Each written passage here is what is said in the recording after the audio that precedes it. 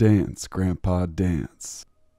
One stormy, gloomy day, a boy received some news that he would never forget. He heard about the passing of his grandfather. The boy and his grandfather were very close, so he was very sad. A few days later, it was time for the funeral. Everyone who came dressed in black. The boy looked inside the coffin to see his grandfather for the last time. The old man was lying there with a smile, accompanied by wrinkles on his face. He was wearing his favorite hat, a black fedora that matched his white button-up shirt, black suspenders, and black slacks. The boy held back his tears as the service began. Everybody listened as the preacher spoke of the man and his accomplishments. He felt very proud of his grandfather. As he looked around the gravesite, he noticed everybody crying and hiding their tears behind their glasses. As the preacher brought the sermon to a close, he asked that all bow their heads in prayer.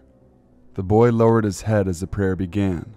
Soon after the preacher started, the boy looked up at his grandfather. He couldn't keep his eyes off the man. After a couple seconds went by, the boy had witnessed something he could never quite explain. He'd seen his grandfather sit up and turn his head to him. His mouth had slowly grown into a big smile, almost a devilish grin. Then the old man had hopped up and began to dance around the graveyard. His grandfather had danced and danced. He had moved as if he were a young man again. However, you could hear the clickety-click of the old man's frail and brittle bones.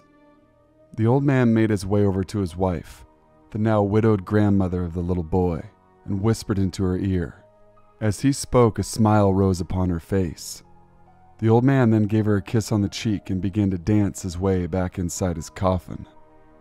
The old man sat back down in his coffin, but before he laid back into his final resting position, he took a look at the boy and gave him a smile, a wink, and then tipped his hat.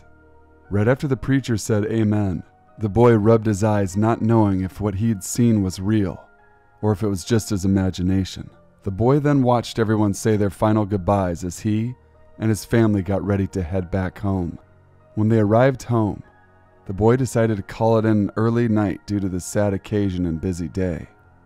The next morning, he woke up to his mom sitting at the kitchen table with her head down, sobbing aloud, phone clutched in hand. "Mom, what is wrong?" the boy asked.